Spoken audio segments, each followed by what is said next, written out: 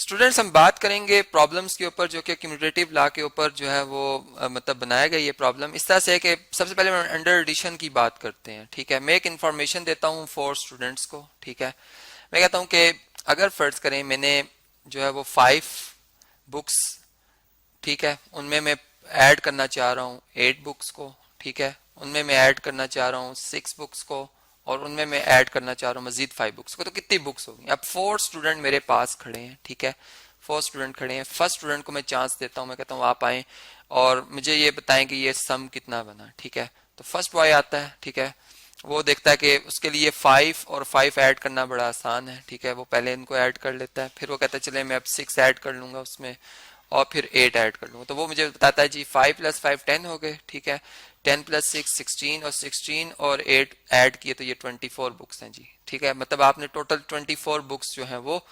दी गई हैं। ठीक है, फॉर मतलब डिफरेंट पीपल्स को। अब इस तरह के एक सेकंड जो स्टूडेंट है वो आते हैं। अब उनके लिए जो कैलकुलेट करना जो उनको आसान लगता है, फर्स्ट करें वो कहते हैं जी 5 बुक्स, ठीक है, 8 बुक्स, फिर मतलब जिस तरतीब में बताया वो उसी तरतीब में इनको ऐड कर लेते हैं। ठीक है, वो कहते हैं 5 + 8 13। ठीक है, 13 और 6 कितने हो गए? 19। 19 और 5 24 बुक्स हैं सर। ठीक है, चलें जी, इनका भी आंसर करेक्ट हो गया।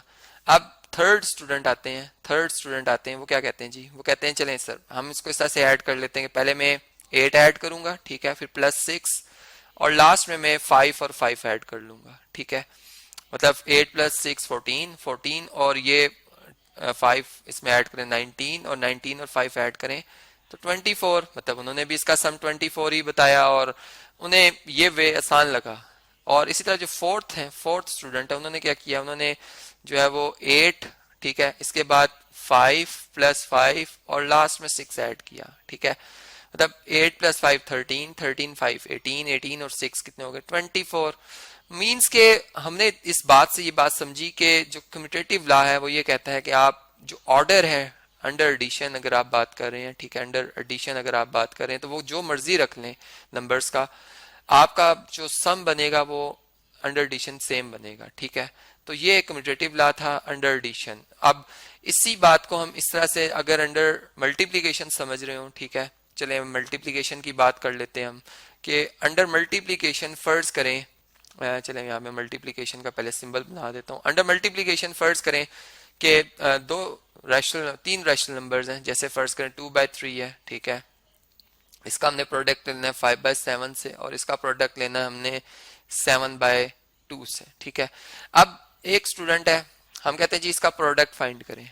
अब वो अपनी आसानी के लिए देखते हैं, सोचते हैं इस पे। ठीक है, वो कहते हैं चलें ठीक है मैं ऐसा करता हूँ, पहले 5/7 लेता हूँ, इसको मल्टीप्लाई करता हूँ 7/2 से। ठीक है, और जो आंसर आएगा इसको मैं मल्टीप्लाई कर दूंगा 2/3 से। ठीक है जी, अब देखें यहां से उन्होंने जो अपनी आसानी देखी हुई ये देखी कि 7 और ये 7 एक दूसरे के मल्टीप्लिकेटिव इनवर्सेस हैं, ये कैंसिल हो जाएंगे। ठीक है, इसका आंसर आ जाएगा 5/2 और फिर मैं अगर 2/3 से मल्टीप्लाई करूंगा, 2/3 से मल्टीप्लाई करूंगा तो मेरे पास मतलब 2 से कैंसिल हो जाएगा, 2 से कैंसिल हो जाएगा और मेरे पास आंसर जो है वो 5/3 आ जाएगा। ठीक है, 5/3 आ जाएगा।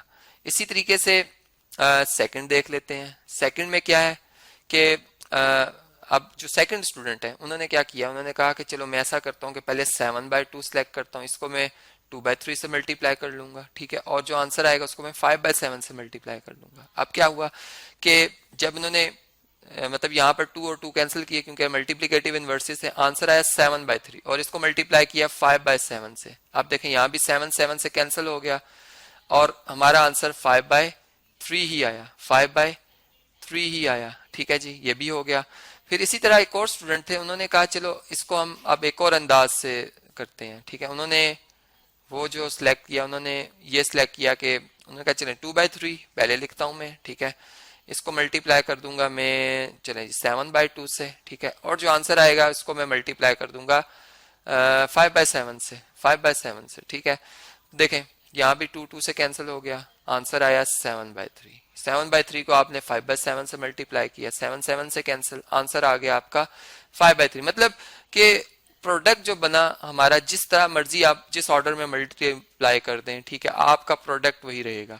तो फिर इसका मतलब ये हुआ कि अगर हम बाज़ाहिर देखते हैं, अगर 2 लिखा और मल्टीप्लाई बाय 3 मल्टीप्लाई बाय 5 है, तो इसका हरगिज ये मतलब नहीं होता कि 2 3 से भी होगा, 2 5 से भी। इसका मतलब ये होता है कि आप पहले ब्रैकेट रूल के मुताबिक, बोर्ड मैथ्स रूल के मुताबिक ब्रैकेट्स ओपन करेंगे, मतलब ब्रैकेट को सॉल्व करेंगे, ठीक है। 3 5 से मल्टीप्लाई होके 15 आ जाएगा, और फिर 2 और 15 मल्टीप्लाई होकर 30 आ जाएंगे। तो इस तरीके से प्रोडक्ट लिया जाता है, ठीक है। और ऊपर मैंने आपको जो है वो सम तो समझा ही दिया। तो ये थी जी प्रैक्टिकल प्रॉब्लम्स जो कि हमने कम्यूटेटिव लॉ को अंडर एडिशन और अंडर मल्टीप्लिकेशन समझा।